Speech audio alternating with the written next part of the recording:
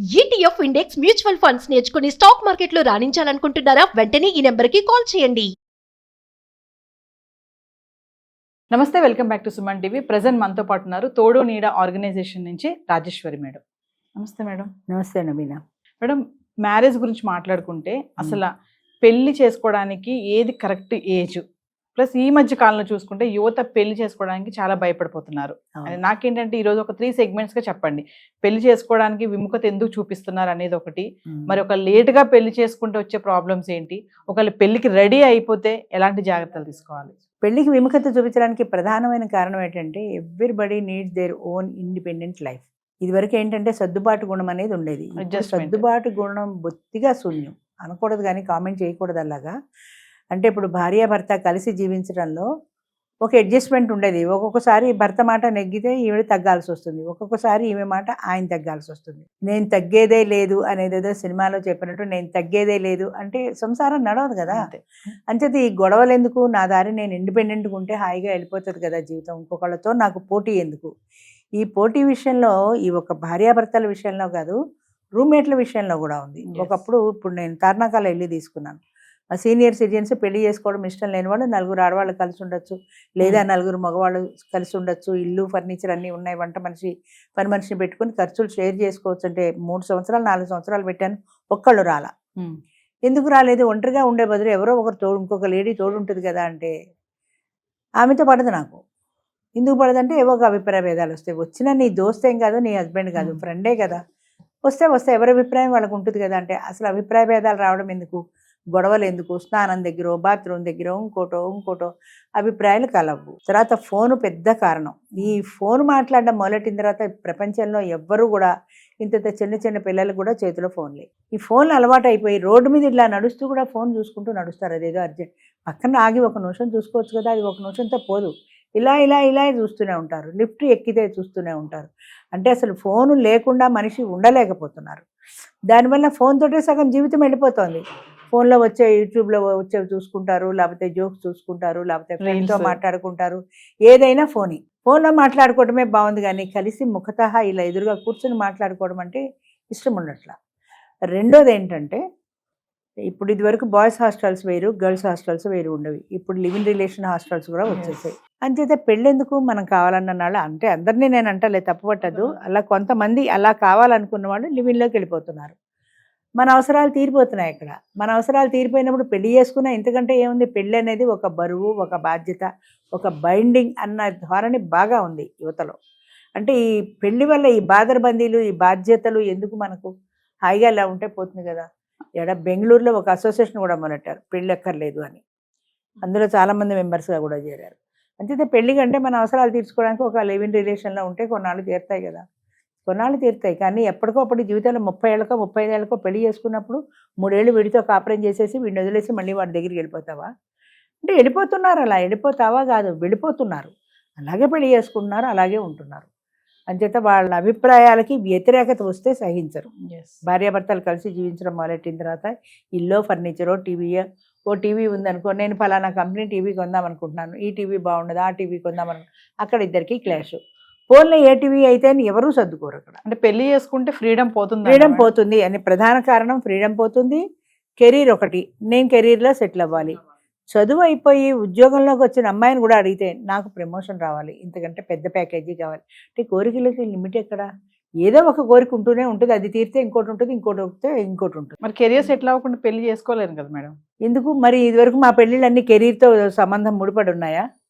ఇప్పుడు పెళ్ళి అయిన తర్వాత చదువుకున్న వాళ్ళు లేరా? పెళ్ళి అయిన తర్వాత ఉద్యోగాలు చేస్తున్న వాళ్ళు లేరా? పెళ్ళి కావాలి, ఉద్యోగం కావాలి, తర్వాత ప్యాకేజీలు. నా ప్యాకేజీ కంటే వాడి ప్యాకేజీ ఎక్కువ ఉండాలి, మళ్ళీ నా ప్యాకేజీ కంటే తక్కువ ఉంటే నాకు ఇన్సల్ట్. కాబట్టి నాకు 2 లక్షల ప్యాకేజీ అంటే వాడికి కనీసం 3 లక్షల ప్యాకేజీ ఉండాలి. పిల్లాడు బాగుండాలి, వాడికి 30 ఏళ్ళు దాటిపోయినా బట్టతాలు ఉండకూడదు, రింగులు జుట్టు ఉండాలి. ఈ కోరికలు తీరని కోరికలు కొన్ని. అలాగే మగవాళ్ళు కూడా అంతే. అమ్మాయి బాగా చదువుకున్నది అయి ఉండాలి, ఇంచుమించు ఇద్దరము ఒకే డిపార్ట్మెంట్లో పనిచేస్తే కలిసి కారులోనో మోటార్ సైకిల్ మీద వెళ్తే పెట్రోల్ కలిసి వస్తుంది.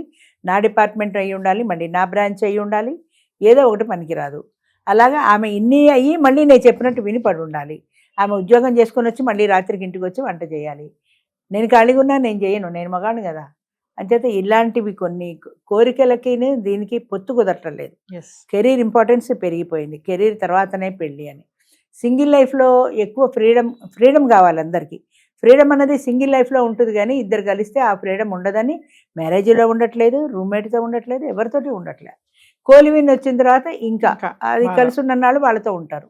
కోలివిన్లో గొడవలు ఎందుకు రావంటే, కోలివిన్ అనేది ఒక పర్మనెంట్ రిలేషన్ కాదు. అందులో డిఫరెన్స్లు వస్తే విడిపోతే ఆమె ఇంకో బాయ్ ఫ్రెండ్ని చూసుకుంటుంది, ఈయన ఇంకో గర్ల్ ఫ్రెండ్ని చూసుకుంటాడు.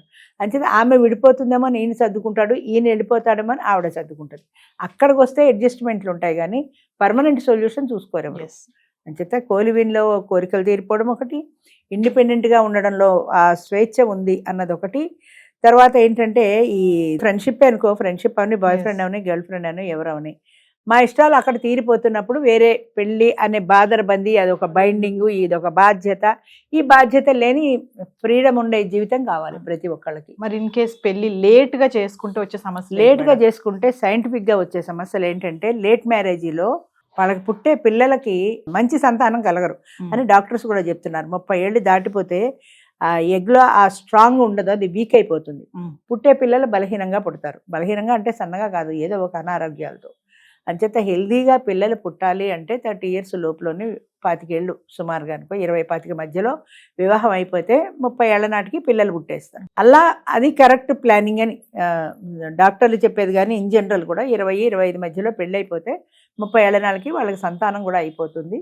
ఆ తర్వాత వాళ్ళు కలిసి ఉద్యోగాలు చేసుకుంటూ వాళ్ళు బతుకుతారు. అలా కాకుండా కెరీర్కి ఇంపార్టెన్స్ ఇచ్చుకొని, ఇప్పుడు నాకు ఉద్యోగం కావాలి, ఉద్యోగం దొరికాక ప్రమోషన్ కావాలి, ప్రమోషన్ వచ్చాక నా ప్యాకేజీ పెరగాలి, ఇలా ఇలా ఇలా ఇలా అనుకుంటూ పోతే ఎప్పటికీ పెళ్ళిళ్ళు కావు. అది ప్రధానంగా యువత గమనించాల్సిన విషయం ఏంటంటే అది. ఏది లేట్ అయిన కొద్దీ కూడా వాళ్ళకి. ఇంకొకటి ఏంటంటే, లేట్ అవుతున్న కొద్దీ మనుషులు కూడా చాలా, అంటే ఇప్పుడు ఇదివరకు చిన్నప్పుడు పెళ్ళిళ్ళు 10-12 ఏళ్ల వయసులో పెళ్ళిళ్ళు అయ్యేవి. ఆ పెళ్ళిలో ఈమెకి ఒక మెంటల్ గ్రోత్ అనేది, అంటే నాకు ఇలా కావాలి అనే అంత ఇండిపెండెంట్ థాట్స్ లేవు పూర్వం. అంతే సర్దుకుపోయేవాళ్ళు. ఇప్పుడు 20 ఏళ్ళు 25 ఏళ్ళు వచ్చిన తర్వాత నేను ఇండిపెండెంట్గా ఉండాలి, నా అభిప్రాయాలకి విలువ ఇవ్వాలి, నాకు ఇలాగే ఉండాలి, నాకు అలాగే ఉండాలి అనేటువంటి కోరికలు పెరిగిపోతాయి. వయసు పెరుగుతున్న కొద్దీ మనుషులు కూడా స్టబర్న్గా తయారవుతారు. అంచేత ఇద్దరు వాళ్ళతో అడ్జస్ట్మెంట్ మెంటాలిటీ అనేది తగ్గిపోతుంది. 30 ఏళ్ళు వచ్చిన తర్వాత లేట్ మ్యారేజ్ పెళ్లి చేసుకుంటే 40 ఏళ్ళకి పెళ్లి చేసుకుని విడాకులు తీసుకున్న వాళ్ళు ఎవరు నాకు తెలిసిన వాళ్ళు. 7 సంవత్సరాలు ఎంత ఫ్రెండ్షిప్ చేశారు, 7 సంవత్సరాలు ఫ్రెండ్షిప్ చేసి సంవత్సరం తిరగకుండా విడాకులు తీసుకున్నారు. అంటే ఫ్రెండ్షిప్లో అప్పుడప్పుడు కలుస్తారు కాబట్టి బాగానే ఉంది. ఇద్దరు ఒకింట్లో కలిసి జీవించిన భార్యాభర్త అలా మొదలెట్టిన తర్వాత అభిప్రాయాలు కలవలేదు, సంవత్సరం పట్ల విడాకులు తీసుకోవడానికి. అంచేత ఎప్పుడు కూడా లేట్ మ్యారేజ్లో నష్టాలు ఏంటంటే, మనుషులు స్ట్రాంగ్గా స్టబర్న్గా తయారవుతారు. అది సెల్ఫ్ కాన్ఫిడెన్స్ ఒకటే కదా, సెల్ఫ్ కాన్ఫిడెన్స్ ప్రతి ఒక్కళ్ళకి అవసరమే. అడ్జస్ట్మెంట్ అనేది పూర్తిగా తగ్గిపోతుంది. నేను ఇండిపెండెంట్గా బతకగలను, ఇష్టమైతే కలిసి ఉంటాం, కష్టమైతే నా బతుకు నేను బతుకుతాను, నీ లెక్కేంటి నాకు అన్న ధోరణి పెరిగిపోతుంది.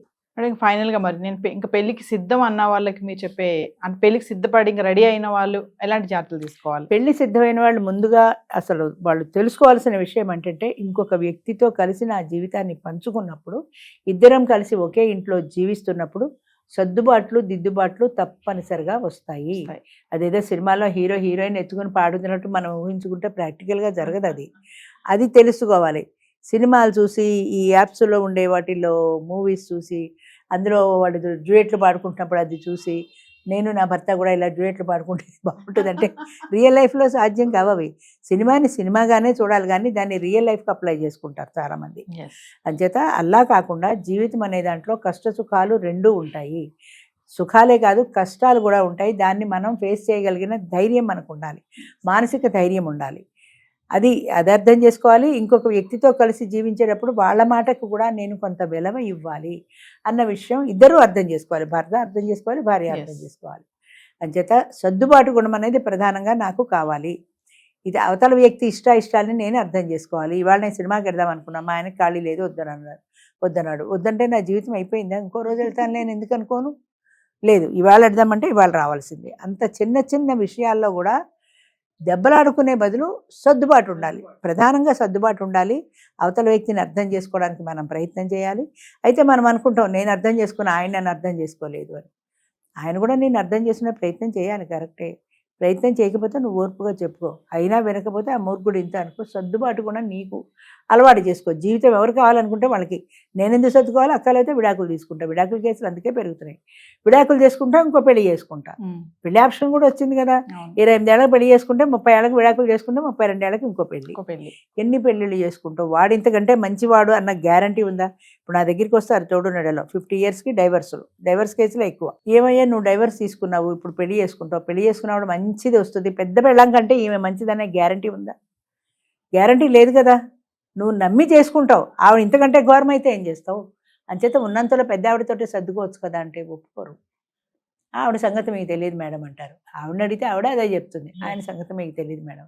నిజంగానే నాకు తెలియదు. కానీ నేను చెప్పేది ఏంటంటే, మీ ఇద్దరు ఇంకొకరితో ప్రయత్నం చేసుకునే బదులు ఇంకొకరైనా ఇంతే కదా, అదేదో మనమే సర్దుకుంటే పోతుంది కదా అని సర్దుకునే ప్రయత్నం చేయండి. సర్దుకుందే జీవితం వెళ్ళదు, పెళ్ళి అసలు వెళ్ళదమ్మా. అంచేత పెళ్లి చేసుకోవాల్సిన వాళ్ళు తప్పనిసరిగా సర్దుకోకుండా జీవితం ఎడుతుంది అనే ఆశతో నా రిక్వైర్మెంట్లు ఇవి, ఇప్పటికీ 60 ఏళ్ళు వచ్చి 67 ఏళ్ళు వచ్చి నా రిక్వైర్మెంట్ కంటే నాకు నవ్వు వస్తుంది. నీ బాడీ రిక్వైర్మెంట్ ఏంటి? నీకు ఈ వయసులో నీకు రిక్వైర్మెంట్ ఏంటి? ఆవిడేదో వచ్చి ఇంత వండి పెట్టడం, నీకు మళ్ళీ రిక్వైర్మెంట్ ఒకటి. నా రిక్వైర్మెంట్కి తగినట్టు దొరకాలండి అంటారు. అది మన వయసు ఏంటి, మన ప్రయారిటీస్ ఏంటి అనేది మనం తెలుసుకోవాలి. నీ వయసుకి నీకు 60 ఏళ్ళ ఆవిడ వచ్చింది అనుకో, ఆవిడ ముసలిది అయిపోయింది. 40 ఏళ్ళ ఆవిడ వస్తుంది. నువ్వు ఆవిడని పోషించి ఆవిడ కోరికలు ఆవిడ తీర్చగలుగుతావా? నువ్వు నీకు 20,000 జీతం, 30,000 జీతం, 30,000 ఆటోవాడు సంపాదిస్తున్నాడు అని అడుగుతున్నారు మగాడు. ఎంతవరకు ఆవిడ కోరికలు నువ్వు తీర్చగలుగుతావు? 40 ఏళ్ళ వాళ్ళకి చాలా కోరికలు ఉంటాయి. హోటల్కి వెళ్ళాలి, సినిమాలకు వెళ్ళాలి, షికార్కి వెళ్ళాలి. నీకు 60 ఏళ్ళు దాటిపోయాయి, 3 గంటలు కూర్చుంటే నడుము నొప్పి, హోటల్ భోజనం పడదు. మరి కేవలం నీ సేవ చేయడానికని ఎవరు ఈ రోజుల్లో రావటం లేదు. అదే అర్థం చేసుకోవాలి. అది అర్థం కాకుండా మితిమీరిన కోరికలు పెట్టుకుని ఆ రిక్వైర్మెంట్కి తగినట్టు అంటే ఎవ్వరికీ జరగదు. రిక్వైర్మెంట్కి తగినట్టు జీవితంలో సర్దుబాటు కావాలి. భార్యాభర్తలు అన్న తర్వాత అభిప్రాయ భేదాలు చాలా సహజంగా ఉంటాయి. దాన్ని సామరస్యంగా పరిష్కరించుకోవాలి. సర్దుబాటు లేకుండా జీవితం వెళ్ళదు అన్న ఫండమెంటల్ రూల్ మర్చిపోకూడదు పెళ్లి చేసుకోవాలనుకున్న వాళ్ళు. Thank you. మంచిదమ్మా.